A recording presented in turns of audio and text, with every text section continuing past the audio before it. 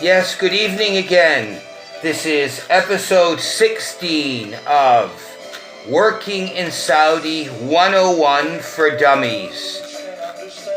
Today we'll be talking exclusively about the Richard H. case.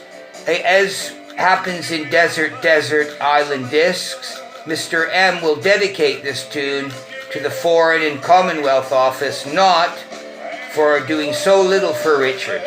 So you'll hear a tune, and remember, give us a job. Richard's still there in Saudi, plugging away. So as I've suggested to him, he should stand outside the British Embassy, work for food, because he can't work in Saudi and hasn't been able to for about a year and a half. Maybe the British Embassy can throw him a few pennies when he's out there begging. All right, now, today the Richard H case. We're going to go into more detail because people have contacted me on social media and want more detail. And I did tell them that I would send it to them by social media, but some said, look, it's very important that the people hear from me more about it. First of all, I would say after so many months of not being a free man, Richard's capacity to look backward is hard. He's frail enough as it is, and he's getting frailer yet. And in a society, any society, law is very important.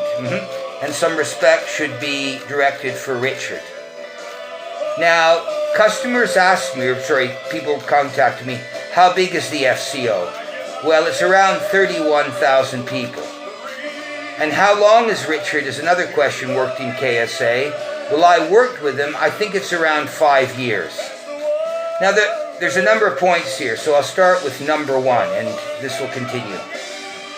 An international comparison of consular services by the American RAND Corporation, basically a right-wing think tank, compared the services of consular services for citizens in a document in 2019.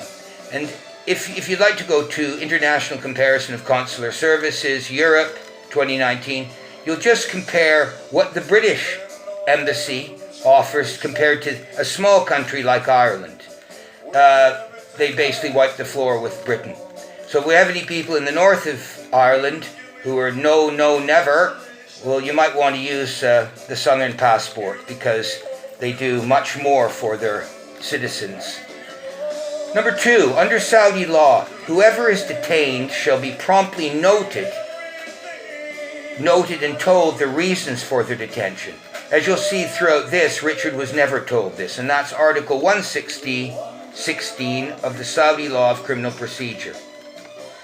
Number three, I've reviewed again what the U.S. Embassy provides to people like Richard who are under basically open house arrest. And the embassy does provide an overview of the Saudi judicial process, and that was never given to Richard by the FCO. Now, I'm going to look at who Richard can take action against financially. He could take a private case in the UK. There's a number of grounds Richard could take the FCO to court. Maybe it could be pro bono. Number two, he could take a private case in Saudi against his employers. Again, he'd be looking, his employers were SPSP, a pro bono case. And he could, probably the best case he has, is against the Ministry of Interior. I have no idea how this would be pursued, but I'm sure that Richard will look that up.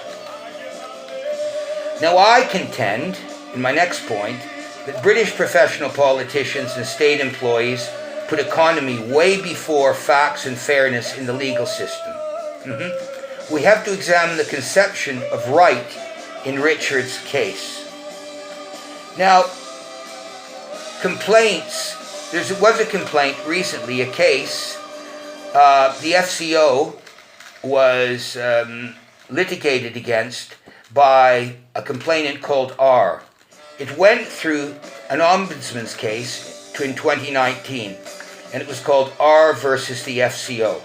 However, this person was treated much differently than Richard and was actually held in jail.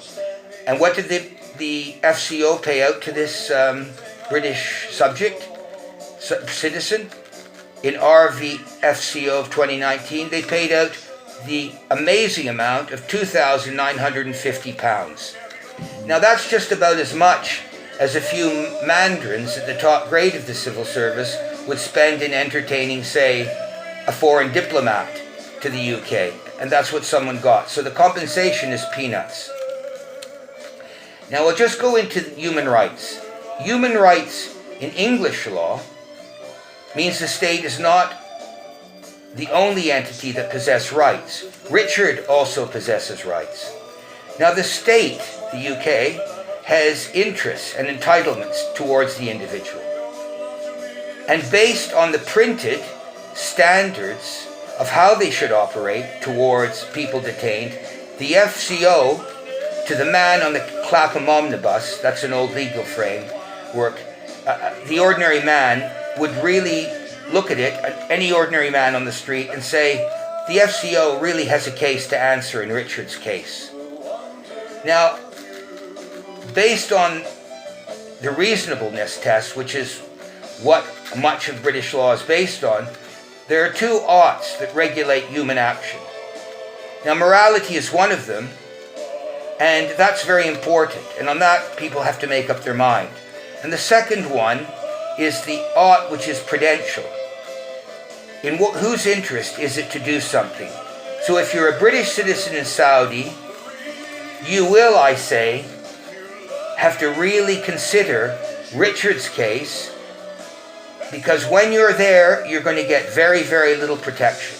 And the last part of this installment, number 16, is, does Richard have a course of action? I mean, as a litigant, can he claim?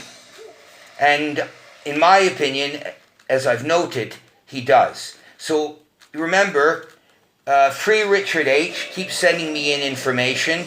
And remember, Richard says, give us a job to the British Embassy. Give us a job. That's where we are. Thank you very much. We'll come back for the next installment. Thank you very much. And by the way, we've had 4 more people reply to us. Okay, it's not a great number, but it's cabsa.anzi@gmail.com. cabsa.anzi@gmail.com. And we've now had 6 people who say they're going to write to their MPs.